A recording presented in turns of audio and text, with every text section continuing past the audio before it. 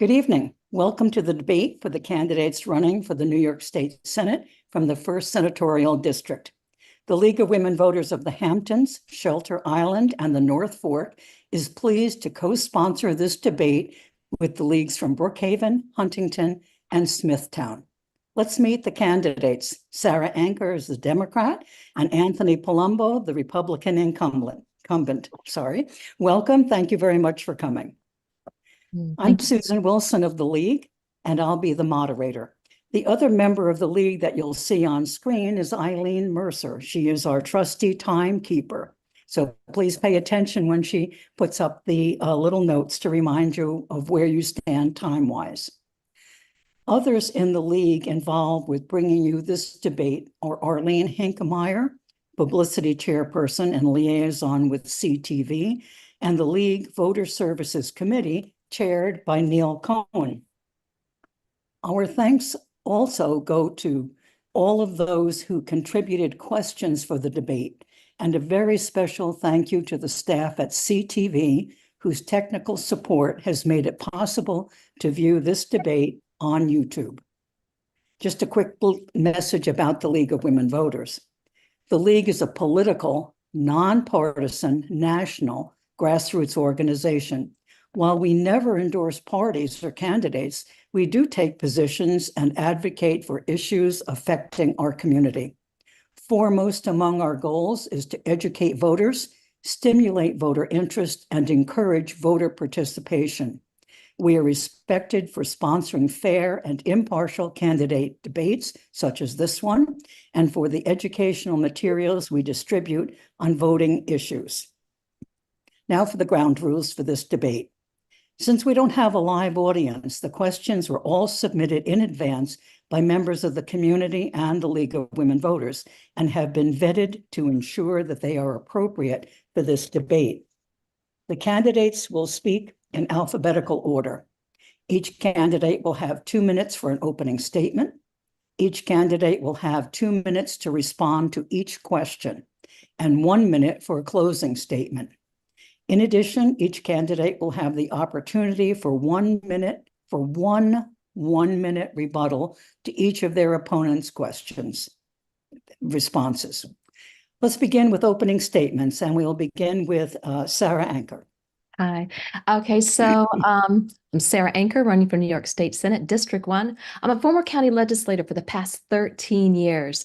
I have been working, again, prioritizing affordability, which I'm working on right now, of course, as your senator, hopefully to be. I worked on children's health. I've worked on environment, public safety. There's a lot of issues that I've worked on as a county legislator, and I'm bringing them to New York. So we have a loud voice. Prior to being a county legislator, I was the energy director for the town of Brookhaven, representing 500,000 residents. I created the actual Office of Energy and Sustainability and worked on Green Homes Go Solar programs. We had a $4.5 million grant, federally funded, to encourage people to go green, whether it's energy efficiency measures or using renewable energy. That would be solar, geothermal. So again, it was great experience. And again, I brought that to the county. In addition, prior to working with the town, actually probably over 20 years ago, I started Community Health and Environment Coalition, addressing the high cancer rate here in my hometown of Mount Sinai, and in particular breast cancer. I rallied with the community. I worked with the legislators and public officials, and we were able to bring the New York State Health Department back to do an investigation of why we have these high incidents of cancer. It was a very flawed study. If I get up to Albany, that will be one of my top priorities, making sure the Department of Health is doing their job. I have 3 children. I have a 32-year-old, a 28, and 23-year-old daughter. She just got her teaching degree in special education, elementary ed. I am pro-choice, pro-union, and proactive. And I'm looking to take my experience as a county legislator and working on cleaning up our environment, making sure we have a healthy environment, working on our roads, and again, making sure that quality of life is where it needs to be. Thank you. Thank you. Anthony, opening statement, please. Thank you, Susan, and thank you to the League for conducting this yet for another cycle. For those of you who don't know me, my name is Anthony Palumbo. I've been the senator in this district for the past 4 years, 3.5 years. Prior to that, I was a member of the Assembly. I grew up in Patchogue, Central Suffolk County. I graduated Patchogue Medford High School. After high school, I went to Lafayette College. Between college and law school, I was in the Suffolk County District, the Manhattan District Attorney's Office in New York County. And my father was a Suffolk County homicide detective, so I really was thinking of pursuing a career in law. And after a year in Manhattan, I went to St. John's Law School, graduated law school, became a Suffolk County Assistant District Attorney, and moved through the ranks there. I was in a major crime, in the Narcotics Bureau and a major crime bureau that does major cases like rapes and robberies and homicides. I was then promoted to be a trial supervisor for the 5 Eastern towns.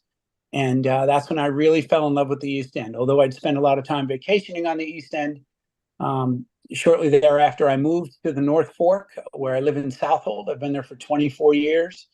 I was the trial supervisor for the 5 Eastern towns in the DA's office. And after I got married, bought a house, new baby on the way, I went into private practice for about 10 years. And then after about 16 years as an attorney, in 2013, I ran for Assembly. I was there for 7 years. Then when Senator Laval retired, he asked me to run, and I've been in the Senate ever since. Since I've been in the Senate, I've passed 57 bills in 3.5 years, many of which you folks know on the East End. For example, I carried the Community Housing Fund bill, which has now been implemented in 4 of the 5 East End towns.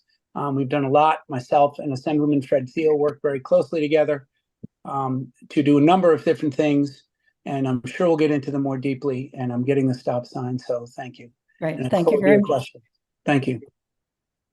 We received lots of questions covering a variety of topics, from crime and safety, reproductive rights, quality of life, to misinformation, working together, and the environment. Let's see how many of those topics we can cover in the time that we have now.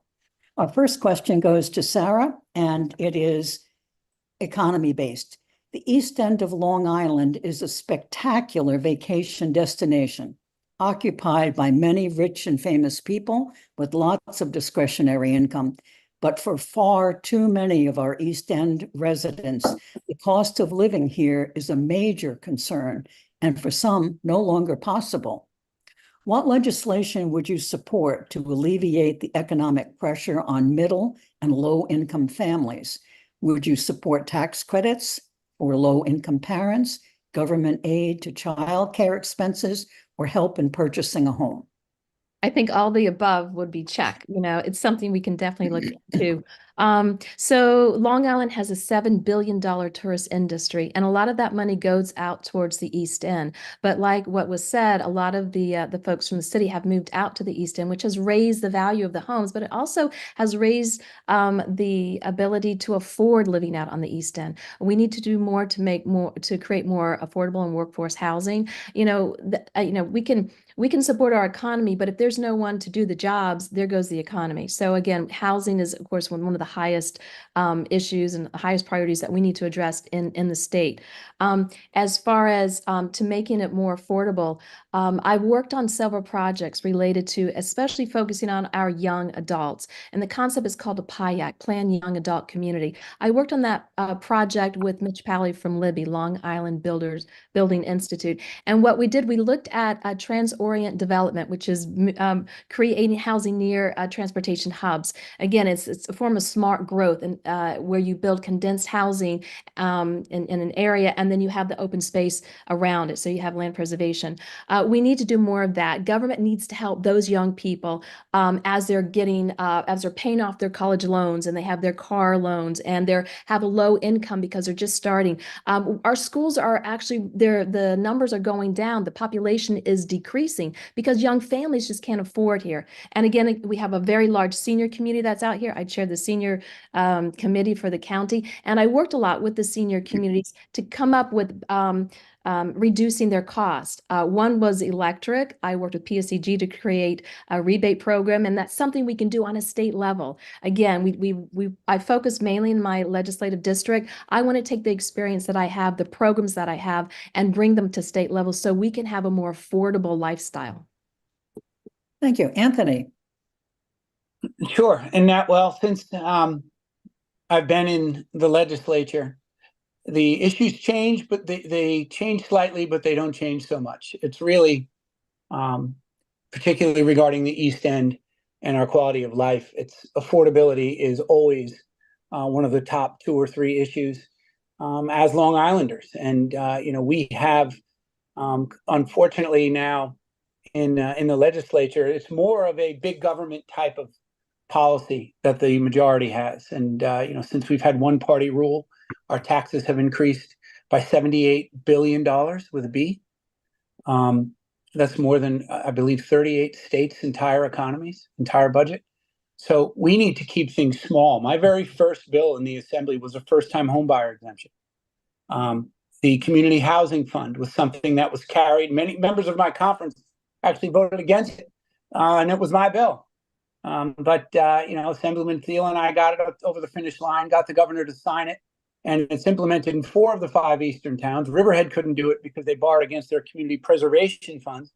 The nuance of that bill is it adjusted some of those thresholds to make to implement the community housing fund revenue stream. But bottom line, we've done some things to help, I think, the affordability and the reasonableness of being on the East End and living on Long Island. And one of them is that community housing fund, which I think will go a really long way. And it should be a model to be used statewide on the rest of Long Island and beyond, simply because we now have a revenue stream for affordable workforce housing.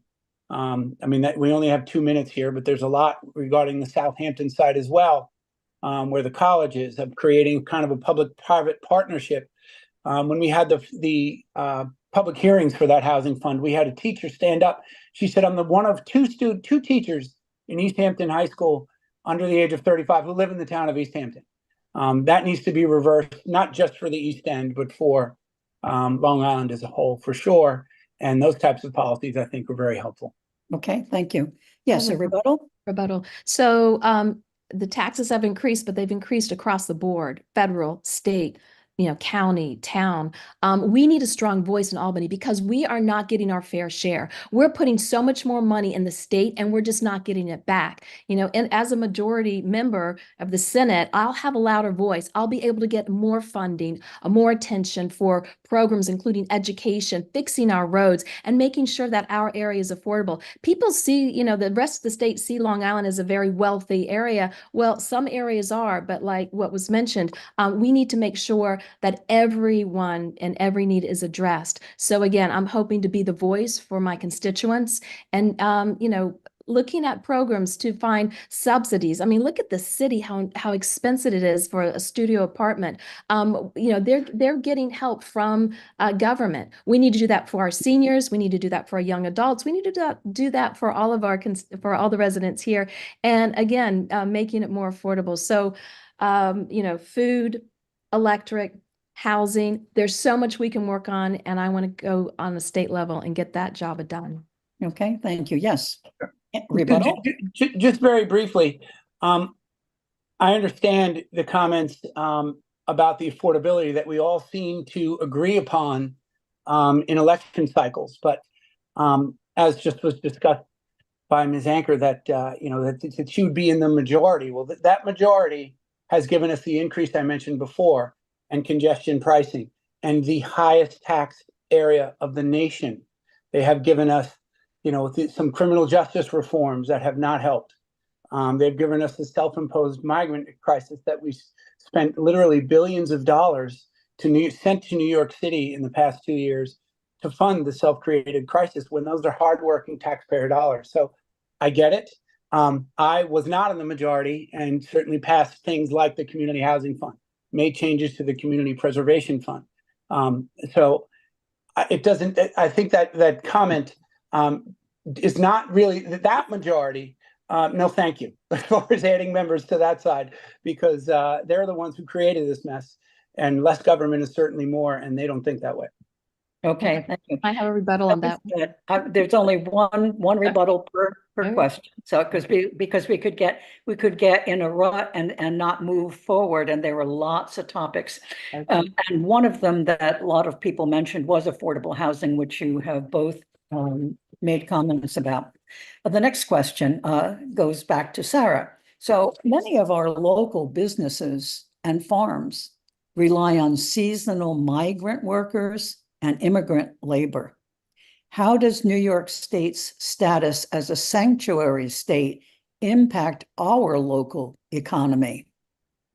So I am for legal immigration and migration, and I do not support illegal immigration. My opponent accuses me of being, representing the majority. I'm a moderate, if not conservative voice, and I will bring that voice into New York State. We need the workers, but we need a better process. The federal government needs to fix this.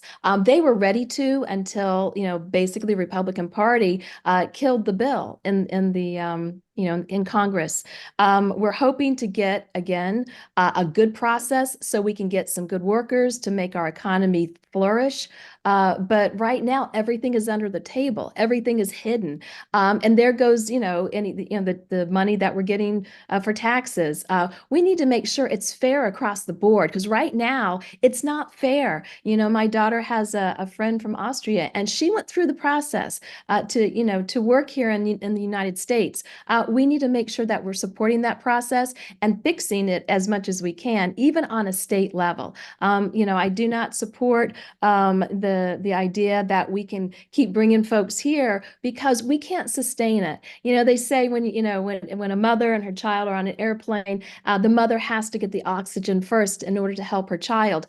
That's what we need to do as a country. We need to make sure we're taking care of the country, making sure that our Americans are being taken care of before we can extend help. But then again, it's a tough place to be, because there are people struggling that are in danger of dying if they go back to their country. So those folks need to be vetted on a federal level. And also on a federal level, I feel that we need to work with those countries. The drug cartels are pushing folks from South America and Central America into the United States. We need to crack down. I chaired the opioid advisory panel. I worked a lot with the drug addiction issue. And again, there is a lot we need to do within our country, but also outside the borders. Okay, thank you. You notice that when the stop sign goes up, it's not like a guillotine that comes down. You can each finish the sentence that you're on, but please don't expand it and make it a run-on. Okay, thank you. Absolutely. Anthony, your turn. Yeah. Well, we get nervous. You guys run a tight ship, you know what I mean? So we don't want to get yelled at. As far as that, the migrants, people from other countries, the immigrant workers are a huge part of our economy on Long Island, particularly on the East End. So there needs to be a distinction between the crisis, which is what we're referencing, where we have, by the stroke of a pen, we've been declared a sanctuary state. Governor Cuomo did so, and there isn't even legislative action that's necessary in order to just say that we're no longer sanctuary state. So there is a balance that needs to be struck there without question. We have a system of rules. True asylum seekers are welcome. We're still the United States, of course, but when we have folks pouring in and we're not getting the funding from the federal government to sustain those folks, then we need to stop. We need to turn off the water that's pouring in to fill the basement, to fill the flood that has created this issue, because it's not subsiding at all. In fact, it's getting worse. I believe that the A1A visas are allowed, so you can have folks who come in for work purposes, and they can come out, they can come here for several months, most of the year, they can go back home, and then they can return. There absolutely is a need for individuals to work in our economy without question. And that's a completely different question, though. We can't conflate those issues, because This migrant crisis is overwhelming. It was 1.9 billion and then 2.4 billion last year in our budget, in the aid to localities bill that was sent to New York City. In addition to all the jobs that are being cut now, this is a critical mass. There's nothing compassionate about it when these folks are passing through terrible conditions to get here illegally, pour through our border, and then we start using our taxpayer money to remove services from those of us who live here. So it needs to be addressed, and it can be done with the stroke of a pen. Great, thank you. Okay, the next question, and I'm sure this is definitely a quality of life question that I'm sure you're both familiar with. The trade parade is now a common phrase among locals on the East End, entering or leaving town and moving from one hamlet or town to another nowadays requires added time and lots of patience. Our roads are clogged with stop and go traffic, and County Road 39 has become a dangerous thoroughfare. The East Hampton Star last year made this comment: tradesmen drive from where housing is cheaper to where business is lucrative. That won't change. What will change? Current rail service is on the North and South Forks is terrible.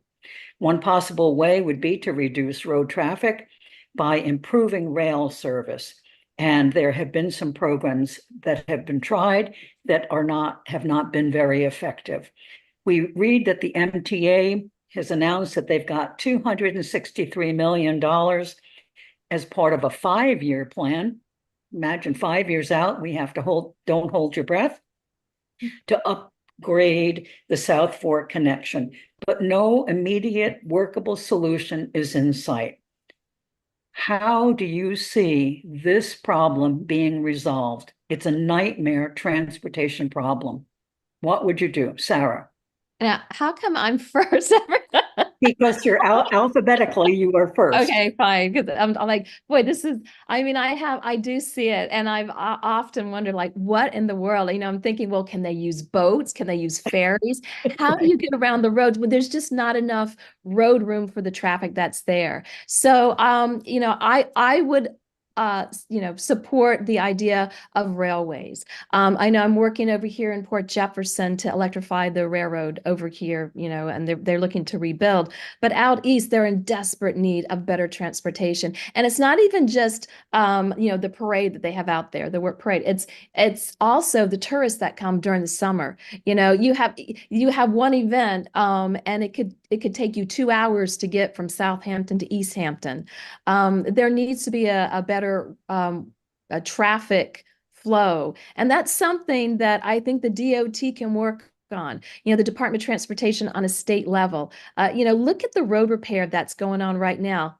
I mean, maybe a little bit. You know, I actually had to call today. I took County Road 83 and I had to call the state to fix a road because this is the intersection of North Ocean and Route 25. And there's a 3 or 4 inch gap and cars are going fast. The problem is if you don't say something, it doesn't get fixed. And that's what I want to do again on a state level. As far as transportation, I've worked a lot as a county legislator with the DOT and the local municipalities to add, you know, red lights and traffic safety, you know, working the Rails to Trails, which is a 10-mile recreational path. There has got to be an answer, you know, as far as dealing with this. And I would say, again, trying to advocate to create additional train service. You know, buses, I don't think will work except for the tourism part because the people that are, you know, doing the businesses, they need their trucks. So I think it's best to get the communities together and really come up with some out of the box ideas because right now what's happening is just not working. Thank you. Anthony. Sure. Well, the good news is we're in the MTA 20-year capital plan, which is critical for sidings. And as far as the volume on the South Fork, you can't fit any more trains. So no matter how many times you want to study it, there just is not enough.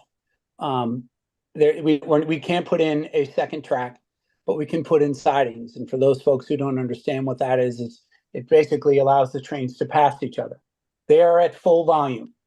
and the Cannonball leaves, in the summertime, leaves 200 people on the platform at Penn Station. So, those are the things that we can do in light of the geography, particularly of the South Fork, that we have trains at full capacity. The South Fork Commuter Connection, that was reinstated after COVID. We got it back going again. That has been, I think, fantastic. The ridership is doing great.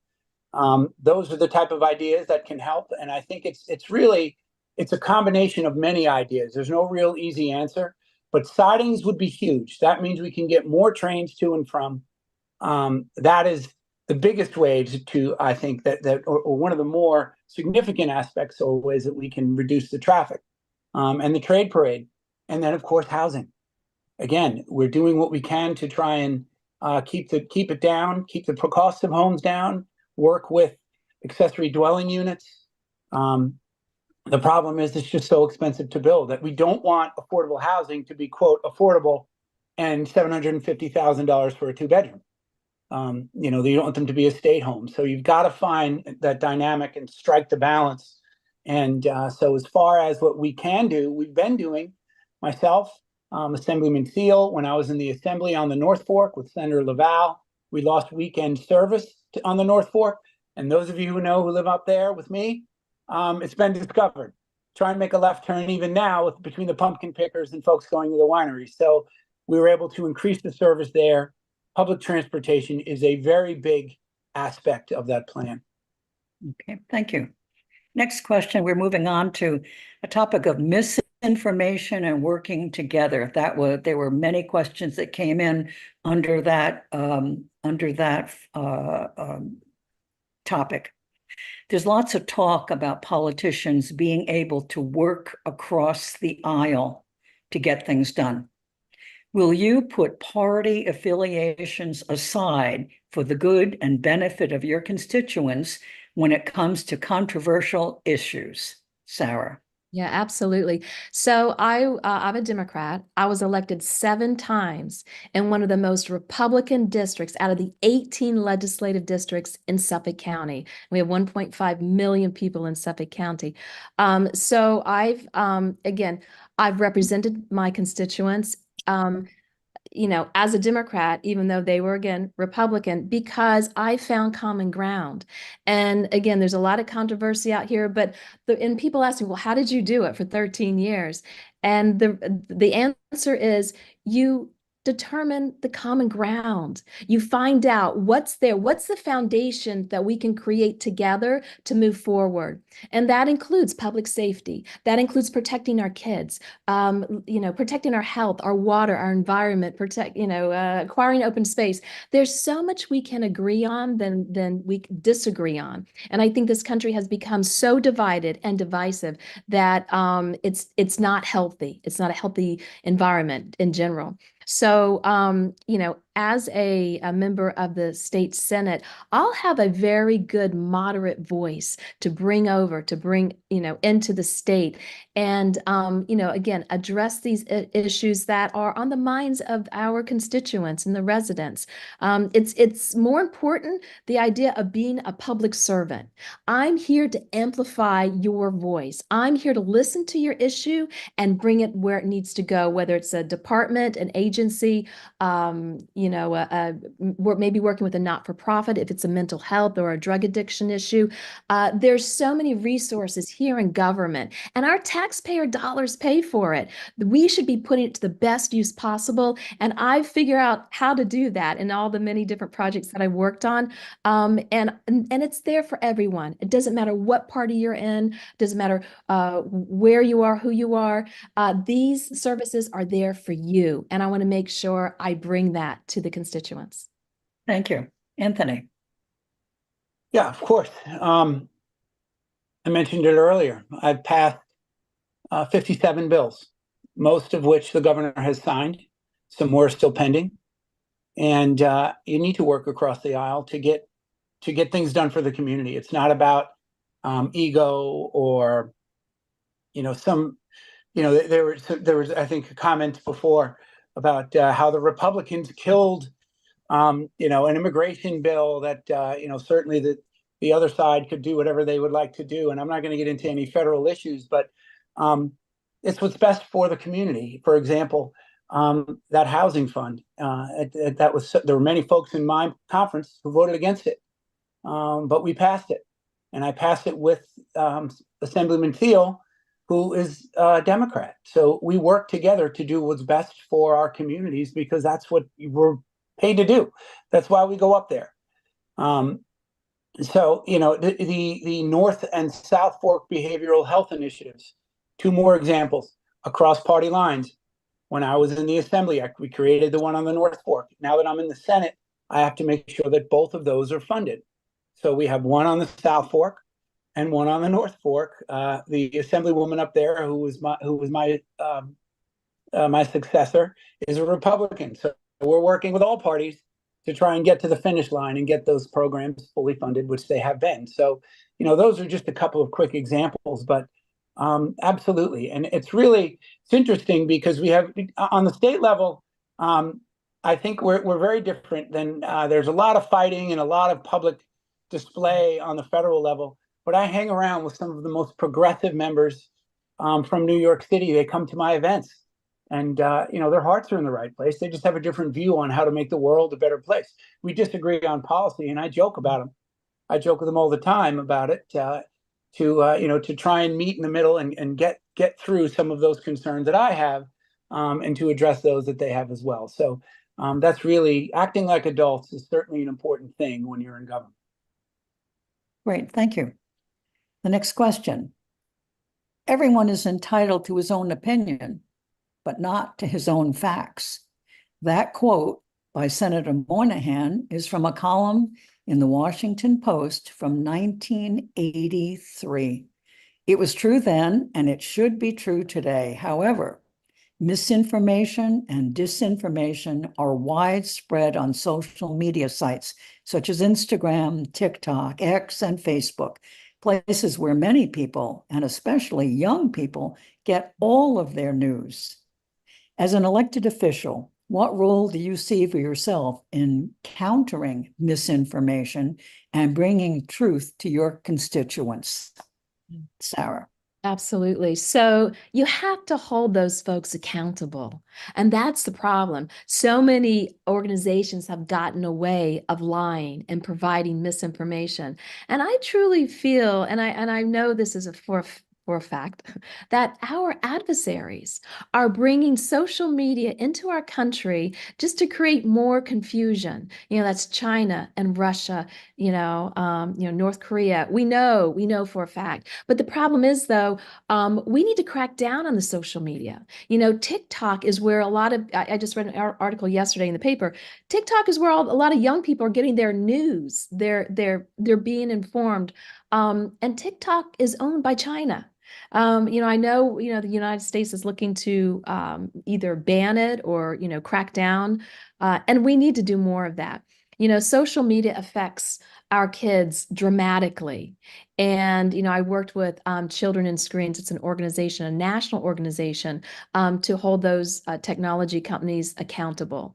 I had a situation where a teen actually committed suicide because of social media. The mental health impact is so dramatic, and we need to do more on a state level. I worked with the SuffolkStopBullying.org or .org. It's a Suffolk County website, and I work with Suffolk County Health Department to again crack down on the social media and the misinformation that the kids are getting. It's children, it's adults, and especially during the political campaigns.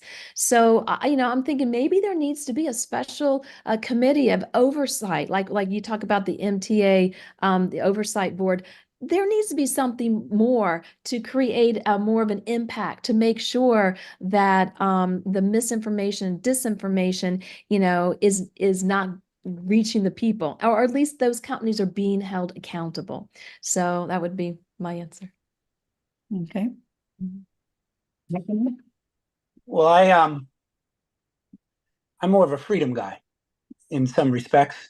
That I don't agree with any prior restraint on speech. I do agree that we need to police quote, misinformation, I think what might be helpful is possibly some legislation that could be addressed on the federal level regarding those individuals who are addressing folks or creating situations that are filled with lies, because that is not something that should be allowed anyway. And particularly for those of us in public office, we have a certain standard, the Times versus Sullivan standard, for defamation, where I'm not going to get too lawyerly, but the actual malice proof that you have said something with actual malice, but in order for you to be found civilly liable for saying something about someone who is a public figure is basically non-existent.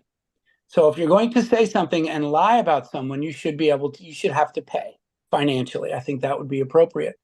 As far as having a group of individuals that are either appointed by either party, I have absolutely no interest in any of that on either side, by any group of appointees or political people or elected officials, basically censoring and reviewing what they believe is misinformation or otherwise. I think it's a very fine line, it's a very fine balance. If it's dangerous, then obviously that's not protected speech.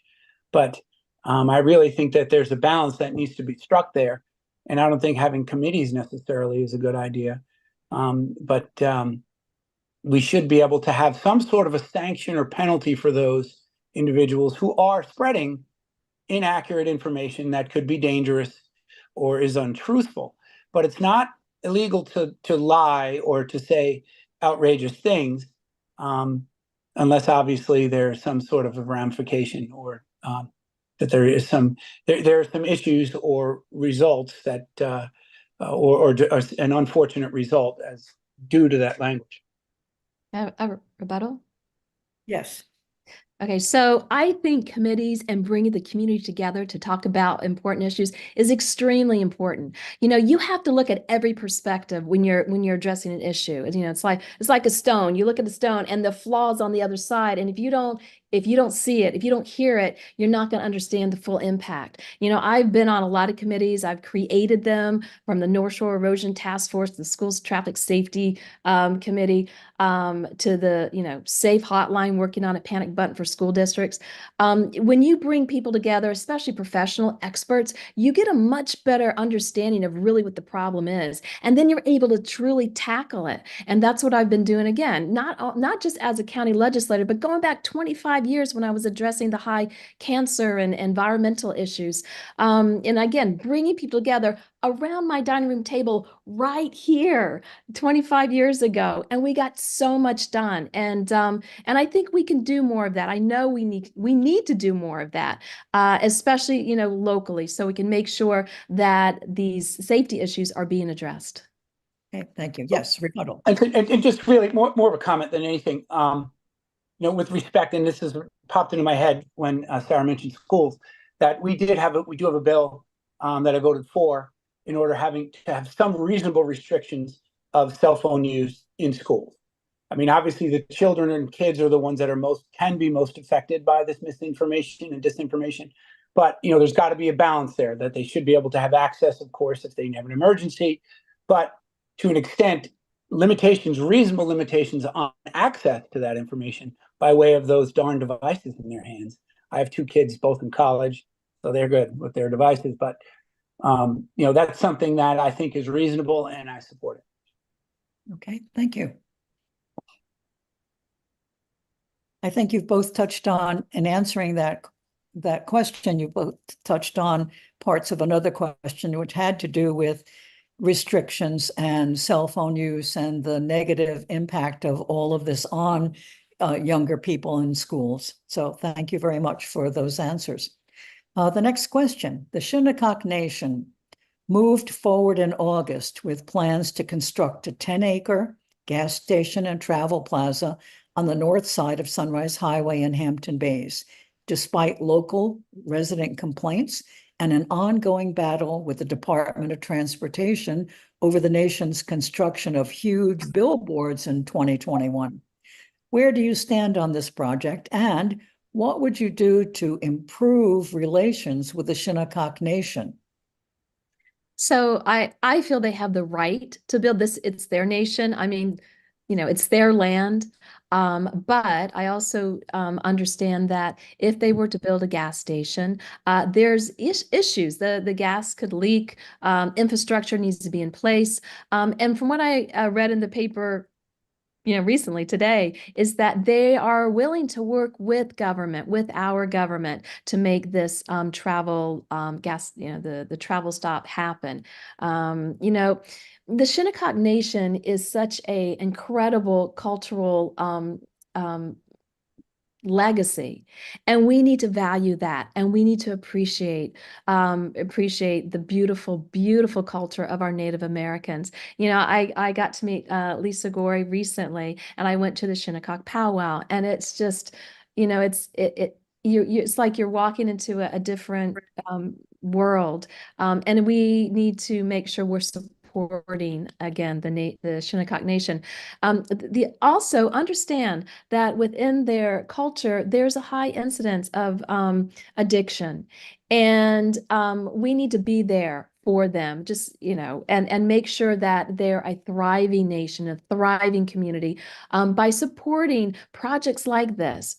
But again, the flip side is, let's make sure that outside of this project, that the infrastructure is set, that the environmental impact is understood. And again, I feel honored to be able to work with the Shinnecock Nation. There's so many things that we can learn as a society about Native American culture, and we have it right here in our backyard. We need to cherish it. We need to nurture the culture and the people, because they are incredibly, important, not only to, our understanding our mental health or whatever, education, but our economy. Again, it'll be an honor to work with the Shinnecock Nation. Thank you. Anthony. When I first got into the Senate, my office was briefed on a plan for the off ramp for the gas station, and my understanding is that it was never submitted to the DOT. So I'm disappointed. The traffic on Newtown Road there will be, I think, devastating to the community. So I actually just spoke to some constituents last week about this. I've been speaking with the trustees. I want to try and have more of a discussion as well with the town to see what is going on. My understanding, there have been stop work orders issued, and they might be ignored. So I'm very concerned about that construction there, because we do need a ramp from the highway. I think it's got to go through that residential area with a very significantly sized gas station is not good for the community. And I've heard people are very upset, and so I think from our end, there isn't that much we can do on the state level, but the town certainly can, with respect to violations and restraining orders, and ultimately a lawsuit if necessary. And I've always worked closely with the nation, and I intend to, if I'm reelected, without question. But I think there's got to be, again, I wouldn't suggest that they're acting in less than good faith necessarily, but it seems as though that there's a little bit of a standoff right now going on, and that can't happen. So I'm hoping to act to mitigate it somewhat, and maybe even mediate to get to a reasonable situation, because right now the traffic will devastate that community, because it will be a highly accessed gas station, because of course the prices will be reasonable, and there'll be a lot of other financial advantages to use it. So we want to find that balance, but we have to also consider the community needs when they move forward with that plan. Okay, thank you. I have a rebuttal on that one. Okay. So I feel that this type of project will benefit not just the community around it, again, done right, working with the community, but also with the people, the tourists that are traveling. Look what the state did. They built a really beautiful tourist stop over off the expressway. You know, do you know how many times people were saying, "Oh, I wish, you know, we had restrooms to use from going from the city out east." Well, here's another place for folks to go. You know, there'll be restrooms, gasoline, and you'll be able to see too the culture of the Shinnecock Nation. You know, my daughter and I took a trip out west last year. 1,500 miles we drove, and it was incredible. You know, the landscape, but more importantly, the people and the culture. And like I said, we have an incredible opportunity right here in our backyards. We can work together and we can make this happen, and we can make it, you know, work for both local residents and the Shinnecock Nation. Thank you. All right, next question. According to Newsday, crime is down 12% in Suffolk County, but the public doesn't believe it. Is the opioid crisis in our area partly to blame for this public perception? And how will you make our communities safer and change public perception? So I chaired the opioid advisory panel, which we changed into the addiction prevention support advisory panel for Suffolk County for the past 5 years. And we are seeing a slight decrease in opioid overdose. But again, the issue is that China's manufacturing fentanyl, carfentanil, xylene, and it's coming from the south border and also even from Canada. We have to crack down on this. I wrote a letter to the editor, you know, using our $860 billion military funds and fighting our internal war on opioids. And yes, I do feel it contributes to crime. I worked with the Sheriff Toulon to look into creating the John J. Foley Center as an addiction center connected to our jails, because the majority of those folks either have addiction or mental health issues. And it's increasing with recidivism if we don't help rehabilitate. Yes, I believe that we need to do more in addressing just local crime. I worked a lot with neighborhood watches. So if you see something, say something. You know, the neighbors are the best security in neighborhoods. And if police don't know there's a problem, they're not going to address it. Just like I talked about the road issue that I reported today. There's a lot more we can do. What the problem is bail reform. We have to fix bail reform. That has really become a local issue, and the fact that the police are only able to give citations. So if someone shoplifts, they're given a citation, and then hopefully they'll show up, you know, in front of a judge. If they don't, then then folks will have to go to jail if they don't follow, you know, the process.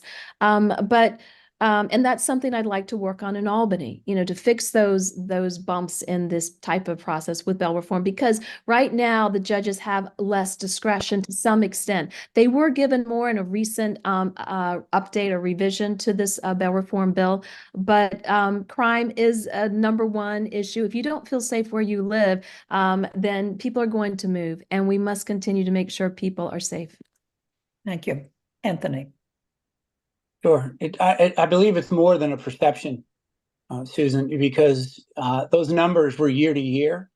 And I don't know if you saw there were revised federal numbers as well, really about nationwide, but particularly in New York, our numbers are astronomical compared to where they were in 2018 and prior to that, and prior to the one-party rule. So yes, there are real concerns, and we're on our 5th version of bail reform. It's still not fixed.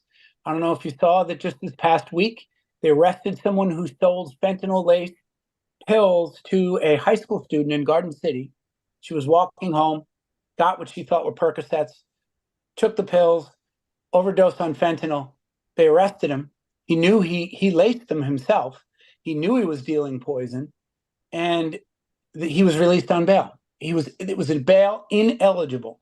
So the judge could not set bail for that individual, even though it was essentially, in my opinion, a manslaughter case. If I put rat poison in your coffee, knowing you're going to drink it, I get charged with a bail-eligible crime like a murder or a manslaughter.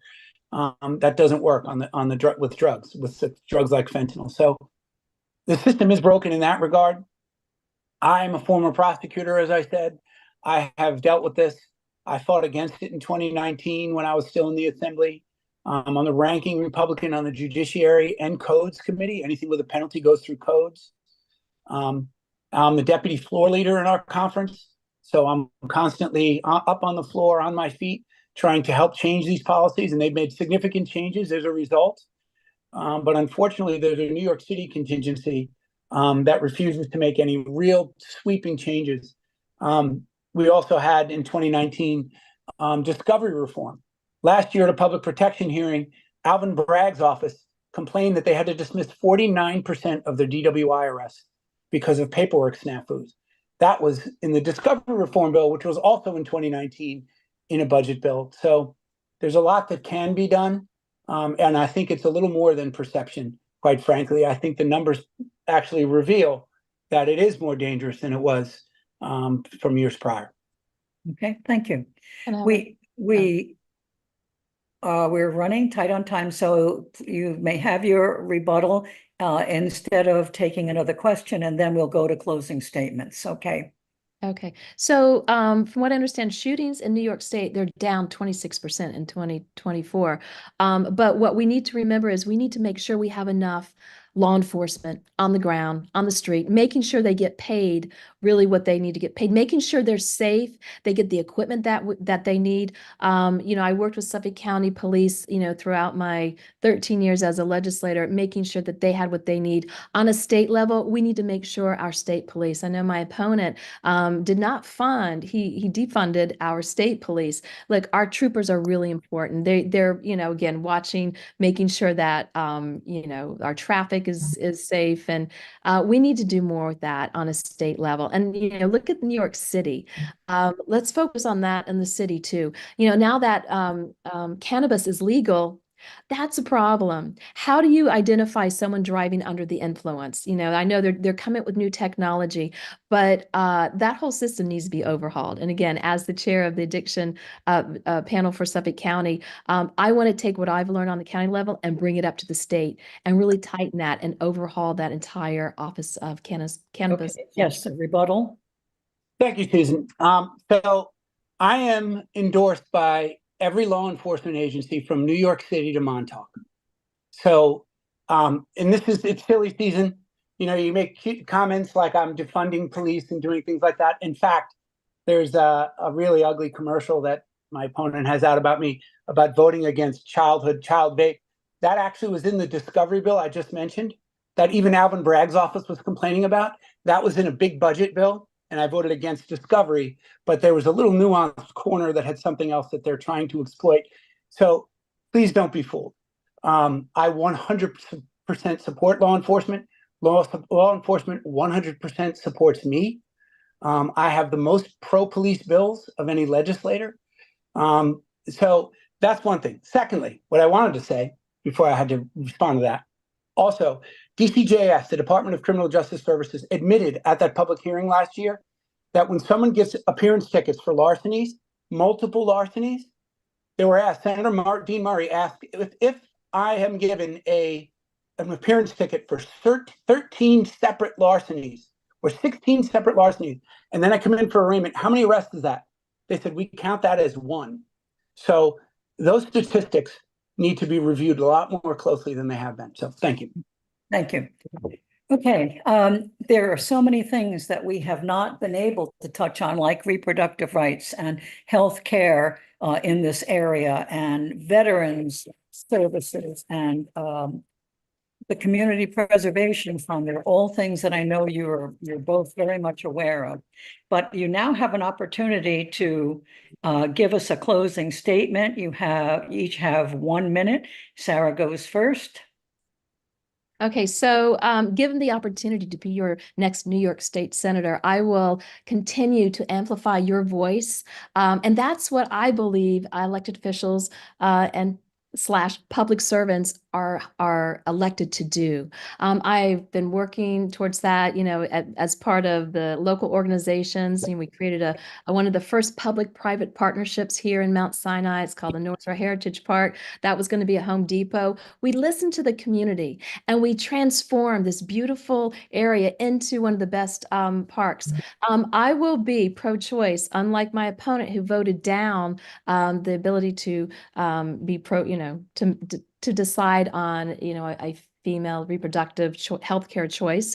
I will be full-time. Again, you're asking differences, and I will be totally engaged in my community. If elected, I will be the first woman ever to be elected as your New York State Senator. So again, I'm looking to make sure that, the environment, budget affordability, traffic safety, these are things that I've worked on, and I want to continue to do what I know, bring the resources that I know where they're located and bring them to constituents, because it is our job to do that. But thank you for this opportunity. Anthony, closing statement.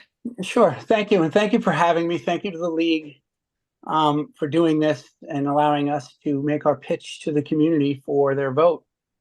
I believe my record speaks for itself, working for the community and staying focused on those issues that are important to us. As far as support for my campaign, I've been fortunate enough to have the endorsement of almost all of the labor unions, building trades, the police, as I indicated, the teachers union, had an endorsement by Newsday, who talked a lot about my policies as well. So if you even pull the Newsday article, we'll help you folks out. But I just ask that, as I just mentioned earlier about some of the things that you see now in your mailbox and on TV. A lot of this stuff is quite unfortunately is dishonest and disingenuous. So just look it up for yourself. That's all I ask. Take a look, see what I've done. If you have any questions, you can call my office or call the campaign office. I'm more than happy to explain my positions on these things. And hopefully I can have your vote in a few weeks on November 5th. Thank you. Thank you very much. Thank you both for coming to begin with, and for sharing your thoughts, your feelings, and your positions. It's been thought-provoking and very informative, and I know our audience appreciates the time that you spent with us. You can see, I'm talking to our audience now, you can see a rebroadcast of this program on CTV's YouTube channel in a day or two, and you might want to stick around at 7:30. There will be the congressional debate for the 1st congressional district at 7:30 tonight. Also, every vote counts. We know that every vote counts. Don't forget to vote. I mean, that sounds almost childish and silly, but that's not. Don't forget to vote. You can vote at your usual voting place between on election day, or you can do early voting between October 26th and November 3rd. And when you are casting your ballot, don't forget to turn the ballot over and cast your vote for the propositions on the reverse side. We didn't have a chance to talk about them, but one is the ERA amendment, and the second is the Suffolk County Water Quality Restoration Act referendum. So those are important too, and they need your eyes. Thank you very much, and good night.